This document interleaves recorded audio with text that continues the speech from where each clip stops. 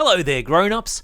Whether you're an educator in a school, a homeschooler or a parent, we need your help. It'll only take 5 to 10 minutes, but it could make a huge difference to the future of newshounds and our little mate Squizzy. We're asking you to complete a short survey to help us understand how you think about digital media literacy. That's the ability to think critically about what we see, read, and hear online, and how you're using or you might use resources like newshounds in your classroom or home. You'll find the link to the survey in the episode notes and on the Squiz Kids website. Thanks in advance. This is a Squiz Kids podcast. Your fresh take on what's happening in the world around you.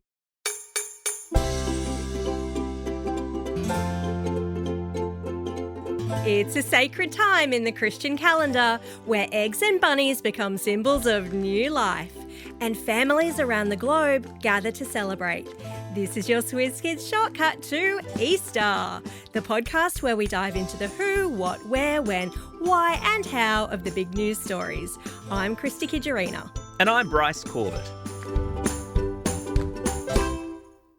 Hey Bryce. Hey Chris, how are you? Good, but wait a minute, you just got a little something right there in the corner of your mouth. What? Ah. Oh, and a bit on your cheek. Oh, okay, yep. Yep. Oh, and what's this?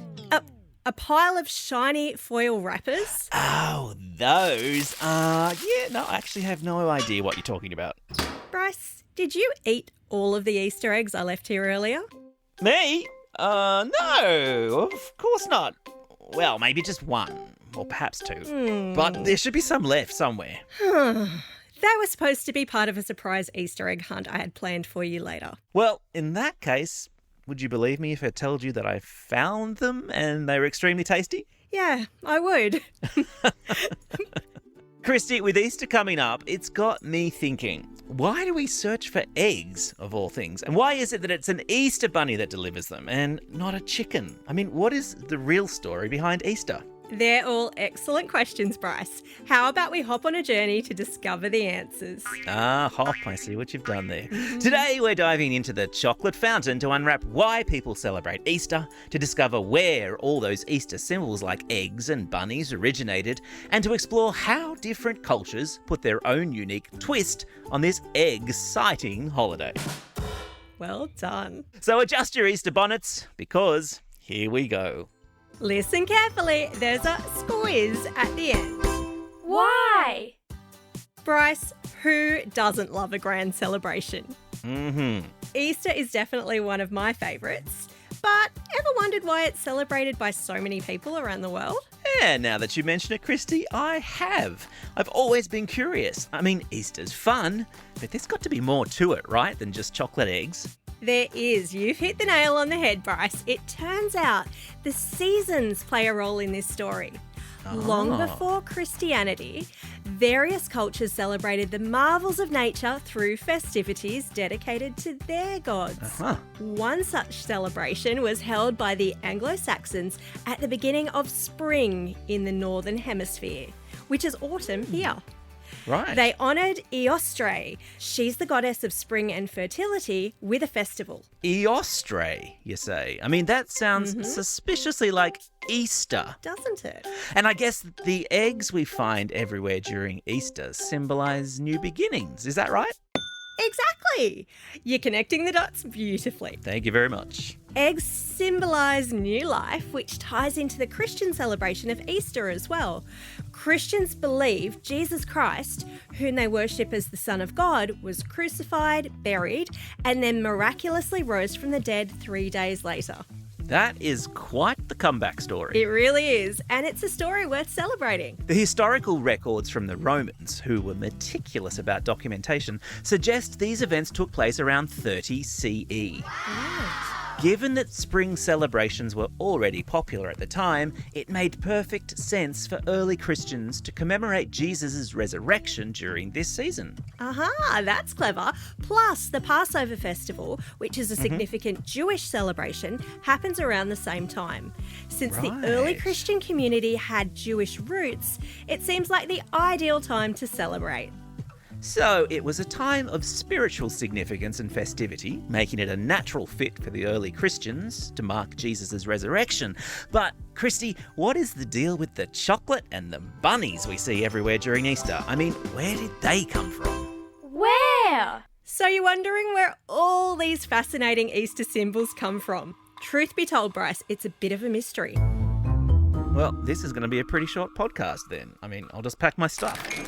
Hold on there. While it's true we might not know every detail, we've got some pretty solid clues about the origins of these Easter symbols. Okay. I've mentioned the eggs, but did you know that during Lent, which is the period leading up to Easter, Christians traditionally give up meat and all animal products? So they go vegan. That means no eggs as well, right? That's right. So as Easter approached, people began decorating eggs to give them as special gifts when Easter finally arrived. And remember back to the goddess Eostre? Wasn't her sacred animal the hare, as in H-A-R-E, not H-A-I-R, which is a cousin of the rabbit? Yes, you're piecing it all together perfectly. It was in Germany that hares and Easter seem to have come together. Uh-huh. There, a tradition emerged about the Osterhaus, a mythical egg-laying hare who brought eggs to well-behaved children. So the Easter bunny could be like the Osterhaus's long-lost cousin. Right you are. And since hares make nests rather than burrows, that's probably how we got the idea for Easter baskets. Wow. But don't forget, different countries have their unique twists on Easter. In Switzerland, for example, it's a cuckoo bird that brings the eggs, while in parts of Germany, a fox plays the role, and in other European regions, it could either be a rooster or a stork that brings the eggs. Wow. But, Christy, you've overlooked one crucial element. What's that, Bryce? The chocolate.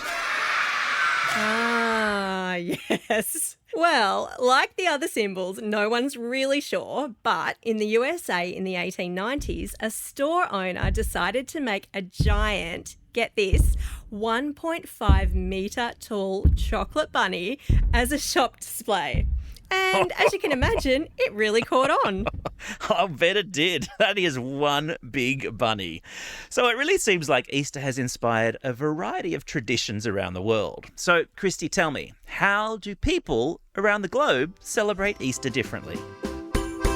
How?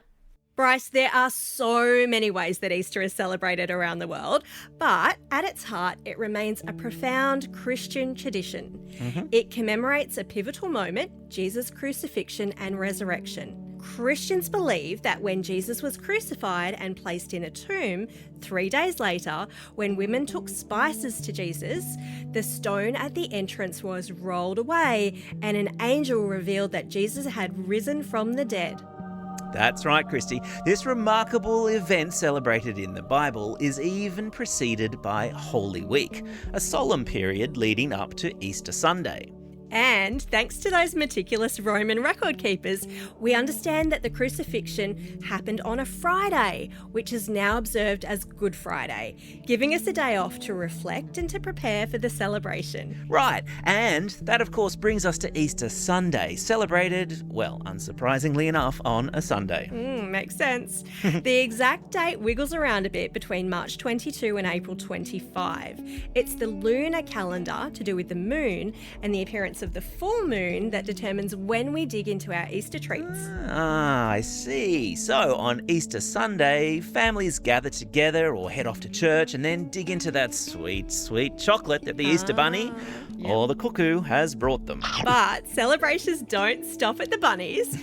Bryce, Easter has some really quirky and fascinating traditions with roots in ancient times. Oh yeah, tell me. For instance, in Poland, Easter Monday is celebrated as Wet Monday.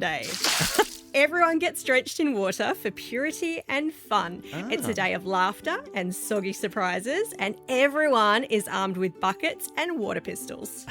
Sounds cold. Now that's got nothing, of course, on the Czech Republic, where boys playfully whip girls with ribbons. Ooh. Again, apparently to keep them healthy. I think that's the boys and not the girls. And then the girls are required to give the boys a chocolate egg as a thank you, which seems very unfair.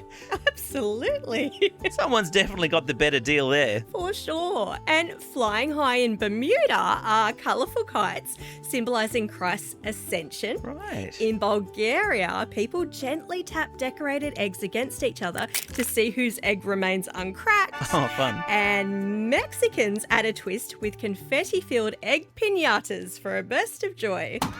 Nice. While in Australia, Christy, we have a good old Easter bilby. Because bilbies are endangered here and rabbits are kind of a pest. I hope the Easter Bunny's not listening. So, Christy, there you have it. Easter is not only one of the holiest times for Christians, but it's also a time for joy, reflection, and yes, the perfect excuse to bite the head of a chocolate bunny. Woohoo! Time for the quiz. This is the part of the podcast where you get to test how well you've been listening. Question number 1. What is the name of the Anglo-Saxon goddess of spring and fertility? That's right. Well done if you said Eostre. Question number 2. In which country do cuckoo birds deliver the Easter eggs? Nice work if you remembered that it's Switzerland. Question number 3. What is Easter Monday known as in Poland? And I'll give you a hint. It's got something to do with buckets of water. Yeah, well done if you said Wet Monday. Well, that's all we have time for today. Thanks for joining us as we explored the who, what, how, where, when and why of Easter. Teachers, there are a whole lot of excellent classroom resources related to this topic on the Squiz Kids website, and there's a link to them in the episode notes. And as we say every week, now get out there and have a most excellent day. Over and out.